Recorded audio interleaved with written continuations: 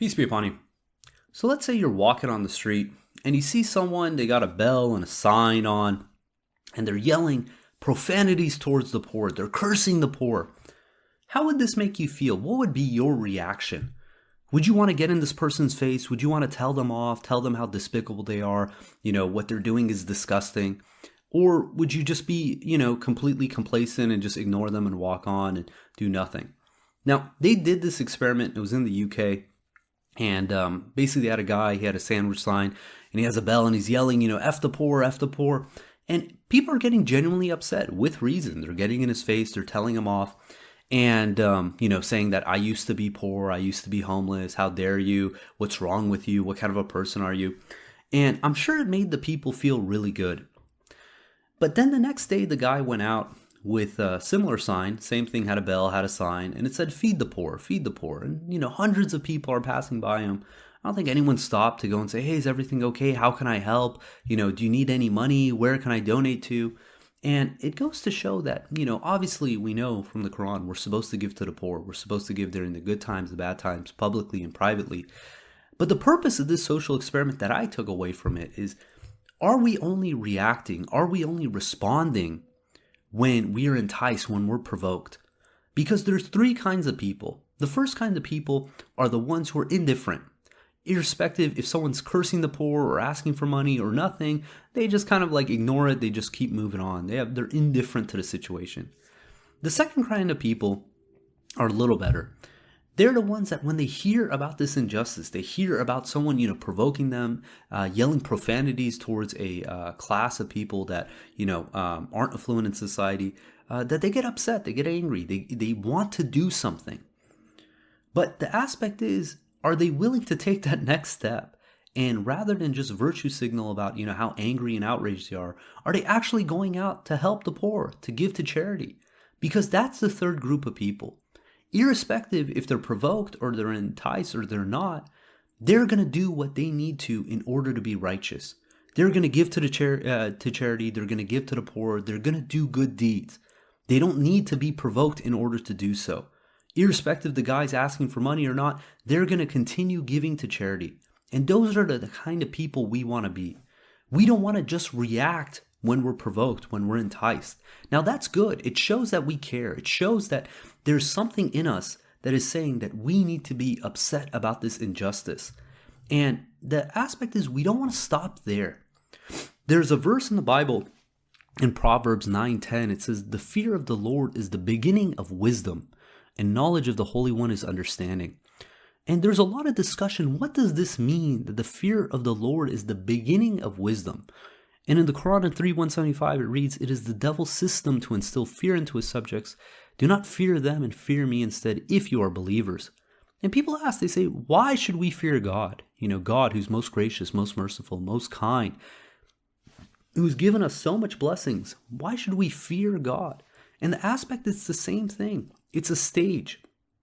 If we're indifferent to God's retribution of stepping out of God's graces or God's blessings by being in God's graces, then there's really no hope for us. But if we start with the aspect of being fearful of stepping out of God's graces, doing the things that displease God, then hopefully it's going to point us in the right direction towards God's graces.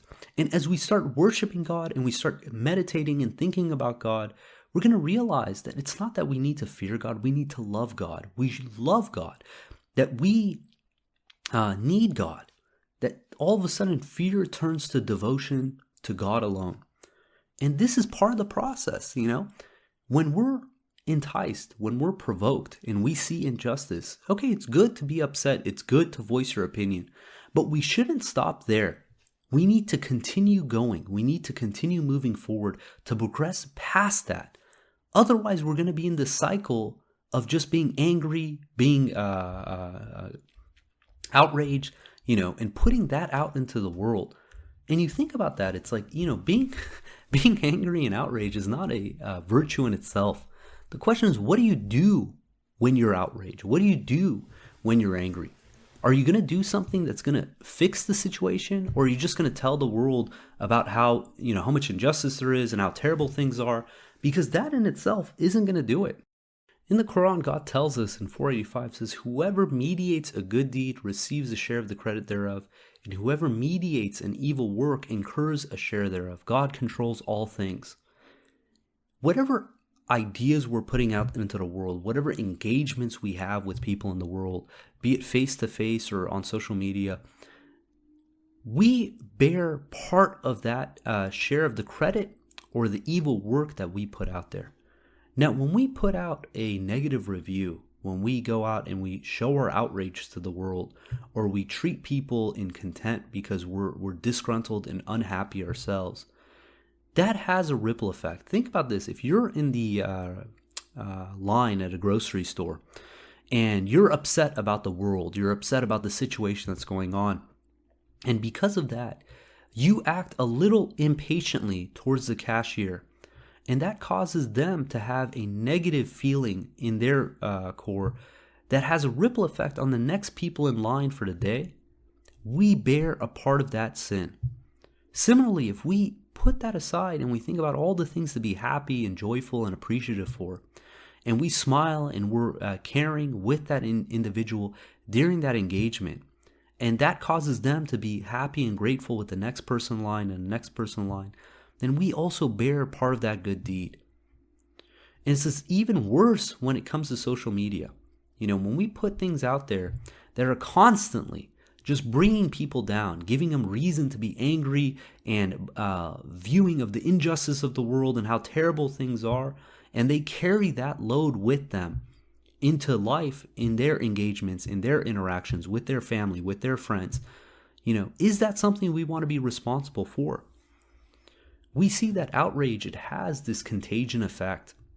It has this impact of being able to spread, and it becomes very hard in order to contain.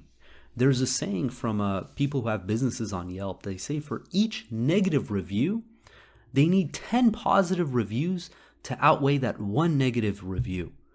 And it's even worse than that. They did a study. They found out that if I go to a restaurant and have a poor experience, and I go and I tell my friend about my poor experience, my friend is less likely to go to that restaurant than I am who had the experience.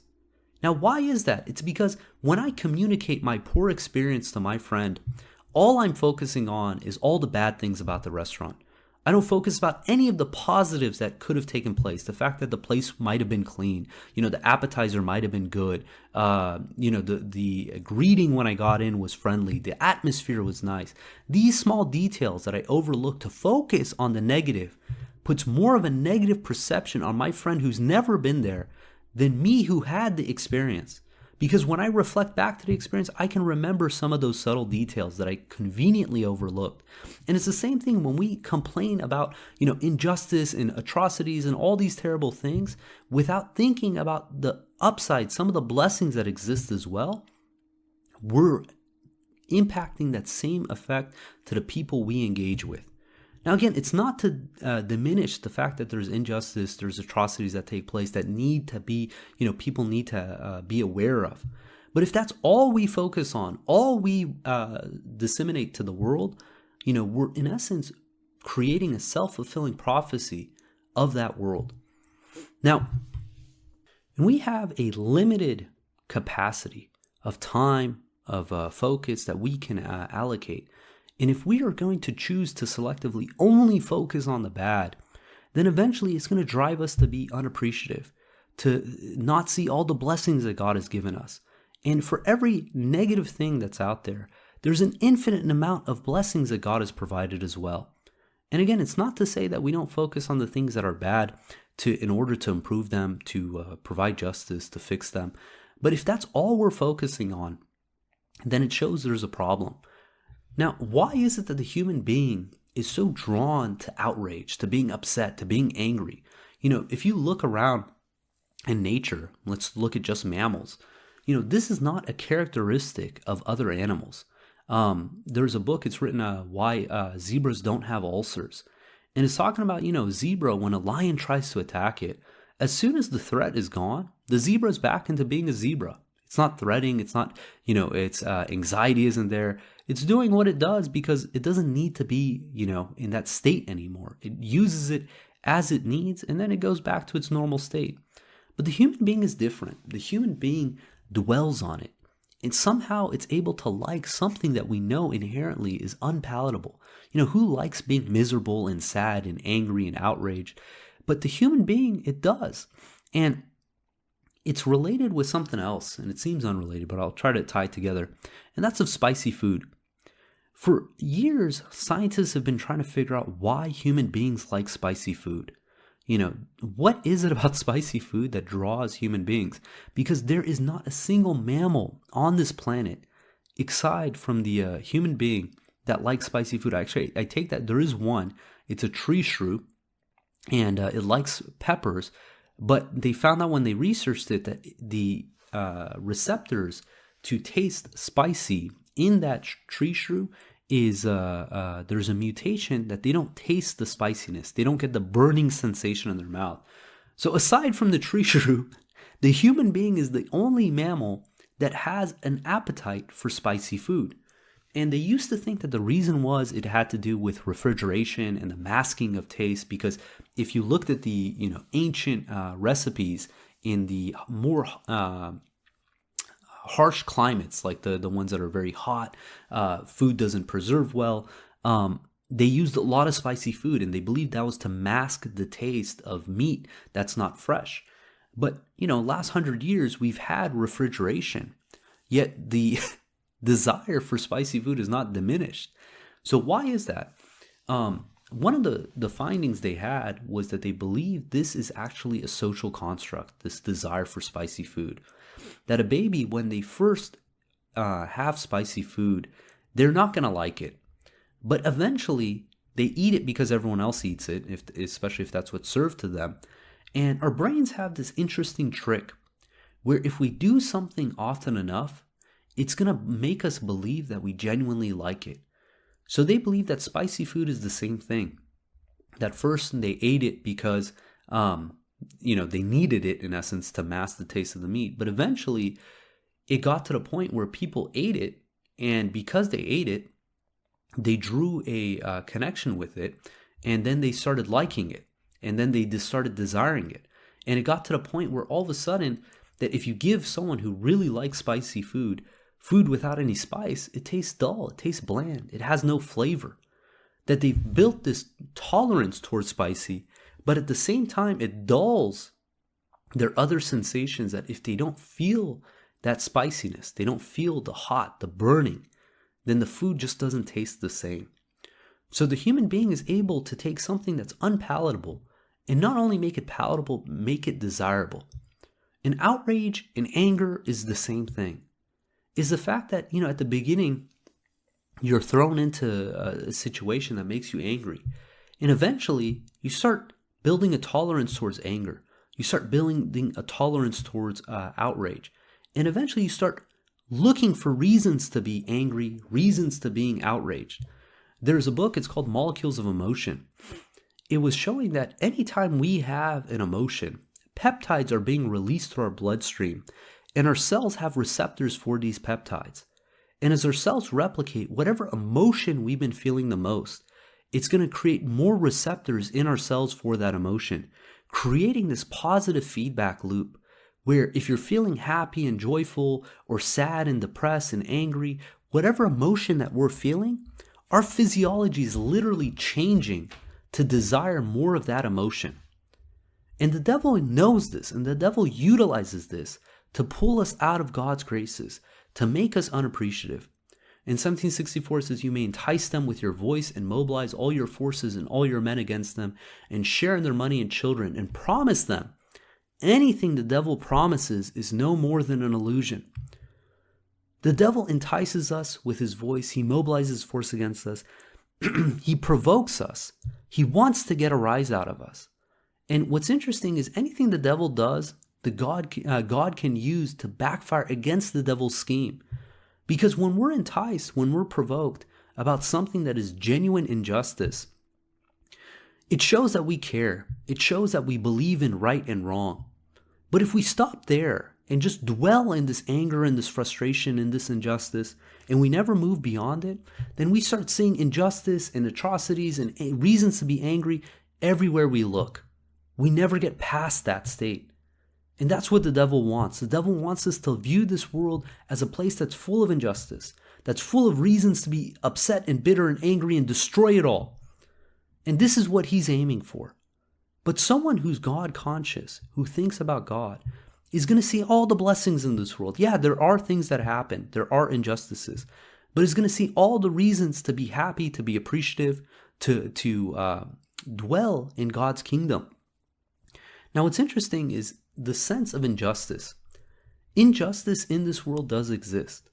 But for a believer who believes in the hereafter, who believes this world is only a temporary stay, that every single person is going to be held account for everything good and bad they did, even an atom size or smaller, will never fear any injustice. Because this is something that injustice only exists if you don't believe in the hereafter. In 72:13 says, when we heard the guidance and we believe therein, anyone who believes in his Lord will never fear any injustice nor any affliction.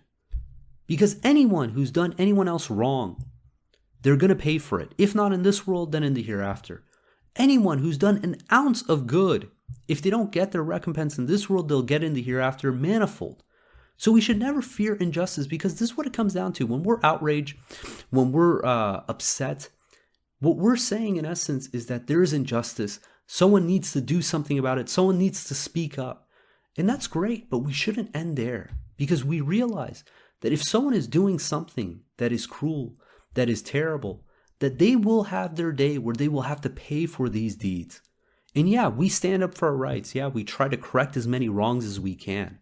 But to dwell in that state, to think that this world is terrible and there's so much injustice and so much reasons to be miserable, all we're doing is we're becoming unappreciative. In Surah 9, verse 15, it reads, He will also remove the rage from the believers' hearts. God redeems whomever He wills. God is omniscient, most wise. To be living in a state of perpetual rage, to always have something to be upset and angry about, it's not a healthy outcome, and it's not the characteristic of a believer. In Surah 5, verse 2, we read about how the believers at the time of Prophet Muhammad, that when they went to go perform their Hajj, God is telling them, do not be provoked into aggression by your hatred of people who once prevented you from going to the sacred masjid. God is telling us to not be provoked into aggression.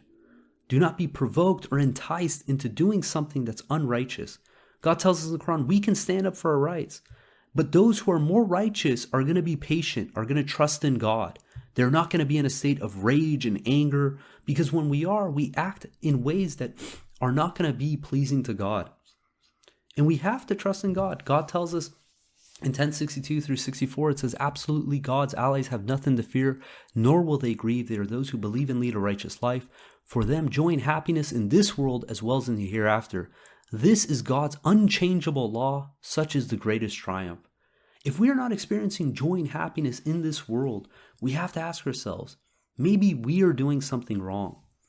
You know, the easiest way, the best way to overcome this feeling of resentment, this feeling of anger, is to be appreciative, is to be grateful. Think about all the things we have in this world to be happy and appreciative for.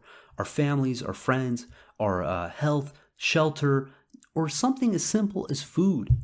One of the verses of the Quran, it says, feed the poor and the despondent. Now, we know why we feed the poor, because they lack the funds to get the money. But why the despondent? Those who are hopeless, those who are just utterly depressed. It's because eating food is one of the simplest ways to change the mood of an individual. You think about those tastes that hits your tongue, the sensation you get, the joy you get from it. If you can just savor that, then all of a sudden you can change your mood. You can think about the things you have, this sensation, this system that God created, that He can produce food from the ground with nothing more than water and sun, that you can take a bite of this fruit or chocolate or whatever it is and be able to get joy out of it. But the aspect is, again, we have dulled our senses in this world. Not much different than food, right? Because some people, unless the food is just painstakingly spicy, it's going to taste bland to them. It's going to lack flavor. And it's the same thing with life. You know, once you experience rage and you experience this sensualization of life and kind of the dynamics that are going on, all of a sudden day to day just seems boring. It seems dull. And we crave to find more reasons to get outraged, more reasons to get angry, and get our blood pressure up. They did this study where they grabbed people and they said, look, we want you to sit in this room. There's no entertainment, no phone, no nothing, and just like meditate for 15 minutes. But in case you get bored, there's this device here that if you touch, it's going to shock you and it's going to hurt. Now, you would think most people why would they want to shock themselves? What would be the net benefit of that? But 67% of the male participants and 25% of the female participants could not sit alone with their thoughts for 15 minutes without choosing to shock themselves. Meaning that they preferred to have the sensation of being shocked than they did to just have the dullness of being able to be alive with their thoughts, to be able to meditate, to be able to think about God, to be able to just reflect. Meditation is the opposite of hypersensitization. The fact is that, life is great just the way it is. We don't need to add additional anger and outrage in order to live life. This is something that we've done because we fried these circuits that God has given us, that we're constantly seeking more and more reason to get an adrenaline rush, to get, our blood pressure up.